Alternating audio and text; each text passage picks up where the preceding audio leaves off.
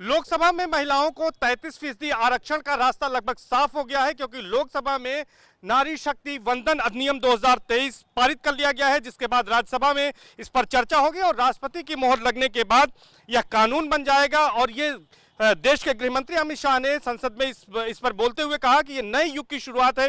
उन्होंने ये भी कहा कि 2024 के लोकसभा चुनाव के बाद जनगणना कराई जाएगी और उसके बाद प्रशिमन आयोग गठित होगा और उसके बाद सीटों की संख्या तय होगी। इसको लेकर बड़ी संख्या में सांसदों ने समर्थन भी इसका किया है और कुल मिलाकर इसके समर्थन में 454 वोट पड़े थे। 539 सांसद थे, लेकिन 543 कुल सांसद हैं। 2 वोट सिर्फ AIMIM यानी कि असदुद्दीन ओवैसी की पार्टी ने इसके विपक्ष में मतदान किया था। 83 सांसद संसद से अनुपस्थित थे। लेकिन एक बड़ी उपलब्धि दुनिया की आधी आबादी महिलाओं की है। अगर महिलाओं की भागीदारी बढ़ेगी संसद में, लोकसभा में, तो इससे क्या फर्क पड़ेगा। हमारे साथ बातचीत के लिए जो कानून की जानकार हैं, इलाहाबाद हाईकोर्ट में अधिवक्ता हैं, उन तमाम महिलाओं से बात करेंगे जो वकील भी हैं। मैडम, ये बताइए कि एक बड़ी उपलब्धि है महिलाओं के लिए और ये जो नारी शक्ति ये वंदन अधिनियम 2023 पारित हुआ लोकसभा में, इसको लेकर क्या कहेंगी, क्या उम्मीदें इससे?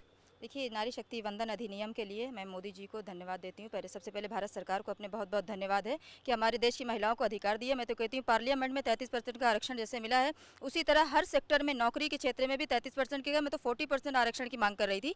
40% आरक्षण होना चाहिए। देखिए, मैं जुडिशरी सेक्टर, हम लोग तो एडवोकेट हैं, वकील हैं, तो हम लोग भी ये चाहते हैं कि जुडिशरी में भी हमको 33% का आरक्षण पास हो। जुडिशरी में आरक्षण इसलिए ज़रूरी है कि महिलाओं के सबसे ज़्यादा पीड़ित पक्ष यहाँ पे जो आता है वो महिलाएँ ही हैं। आज नंबर ऑफ केसेस देखिए, कितनी बड़ी संख्याओं में मीडिएशन में केसेस पेंडिंग है, डिस्ट्रिक्ट कोर्ट में केसेस पेंडिंग है, हाई कोर्ट में केसेस पेंडिंग है। अगर महिलाएं होंगी यहाँ पे जुडिशरी में तो भी उनको बहुत सुविधा मिलेगी और अच्छा रहेगा। हम लोग को बहुत खुशी होगी। हम प्रधानमंत्री अपने माननीय नरेंद्र मोदी जी से मांग करते हैं कि हमारे महिला आरक्षण बिल को इधर भी लागू किया जाए, नौकरी सेक्टर में और ये जुडिशरी सेक्टर में। स्वागत किया है आपने और सर्विस सेक्टर में भी महिलाओं की भागीदारी मांग रही हैं। ये बताएं कि जिस तरह से लोकसभा के लिए ये कानून अब बनने जा रहा है और विधेयक पारित हुआ है, उससे कितनी उम्मीद है और महिलाओं की कितनी समस्याएं, अगर सांसद बढ़ेंगी, महिला सांसद बढ़ेंगी सदन में, तो उससे उनकी समस्याओं का समाधान होगा?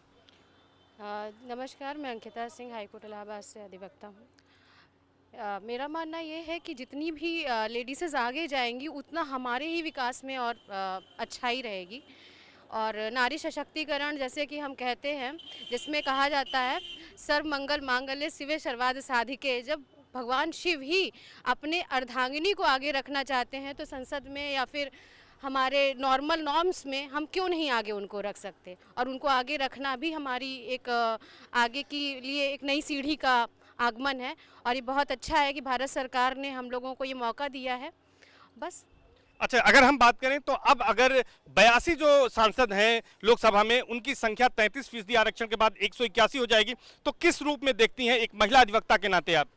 पहली बात तो मैं उन सबको बहुत बहुत हार्दिक शुभकामनाएं देना चाहती हूँ 434 सांसदों ने जिन्होंने इसको मंजूरी दी है। और 27 सालों से ये बिल पेंडिंग था, जिसको आज मोदी सरकार ने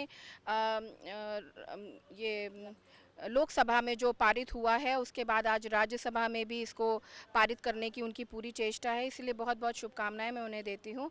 और बहुत ज़रूरी है कि जो हमारा आरक्षण है, महिला आरक्षण, हर घरेलू औरतें घर से निकलेंगी, बाहर आएंगी और उनको भी बराबरी का दर्जा मिलेगा। इससे सभी को एक समानता का अधिकार प्राप्त होगा। इसीलिए इनको बहुत बहुत शुभकामनाएं मोदी जी को, और हम चाहते हैं कि ये जल्द से जल्द पास हो और हम सभी बहनें उसके लिए बहुत बहुत आभार प्रस्तुत करते हैं उन्हें। मैडम, आपसे जानना चाहेंगे कि जिस तरह से ये बिल जो है वो लोकसभा में पास हुआ, आगे क्या उम्मीद है कि राज्यसभा में भी पास होगा और उसके बाद राष्ट्रपति की मंजूरी मिलने के बाद यह कानून जल्दी बन जाएगा?